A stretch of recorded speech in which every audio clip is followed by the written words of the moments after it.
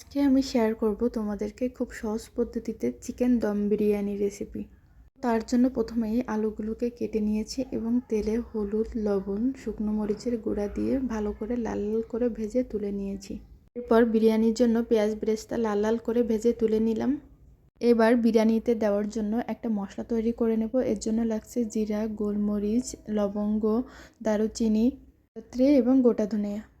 এবার আমরা চিকেনটা ম্যারিনেশন করে নেব। তার জন্য একটা পাতিলে বেশ কয়েক পিস চিকেনের টুকরো নিয়ে নিয়েছি। তার মধ্যে ভেজে রাখা ব্রেস্ট, আর লবণ, আদা রসুন বাটা, হলুদ গুঁড়া, লাল মরিচের গুঁড়া পরিমাণ মতো দিয়ে তার ভিতরে দিয়ে দিতে হবে সেই বেটে রাখা মশলাটা এবং কিছুটা পরিমাণে টক দই দেওয়ার পরে আমি গোটা মশলা ব্যবহার করব। তার জন্য আমি নিয়ে নিচ্ছি এলাচ, লবঙ্গ, দারুচিনি, সবগুলো একে এক এবার দিয়ে দিতে হবে। তারপর এর মধ্যে দিয়ে দিব কিছুটা পরিমাণে ঘিটা দিলে ঘ্রাণটা ভালো আসবে, এই জন্য আমি আগে দিয়ে দিচ্ছি কিছুটা পরিমাণ।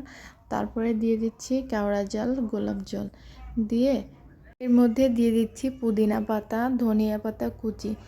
এবার ভালোভাবে মিশিয়ে নিতে হবে যেন মশলাটা পুরো চিকেনের গায়ে লেগে যায়। এই যে দেখুন, এবার এর মধ্যে দিয়ে দিচ্ছি কিছুটা পরিমাণে লেবুর রস। এটা দেওয়ার জন্য মাংসটা একটু সিদ্ধ হয়ে নরম হয়ে যাবে আর কি, এই জন্য ভালো করে ম্যারিনেশন করে নিয়ে এবার ঢাকনা দিয়ে চাপা দিয়ে কিছুক্ষণ রেখে দিতে হবে। এবার একটা পাত্রে কিছুটা পরিমাণে জল নিয়ে তার মধ্যে কাঁচা লঙ্কা, ধনিয়া, পুদিনা পাতা, এলাচ, লবঙ্গ, দারুচিনি, তেজপাতা এবং স্টার মশলা দিয়ে এবং পরিমাণ মতো লবণ দিয়ে কিছুক্ষণ জলটা ফুটিয়ে নিতে হবে। এবং এর মধ্যে চিনি গুঁড়ার চাউল, যেটা দিয়ে আর কি আমি বিরিয়ানি রান্না করব, আপনারা চাইলে বাসমতি চাউল দিয়েও বিরিয়ানি রান্নাটা করতে পারেন। তো চাউলটা আমি ভালো করে ধুয়ে ফুটে রাখা জলের মধ্যে এবার চাউলগুলো দিয়ে দিতে হবে।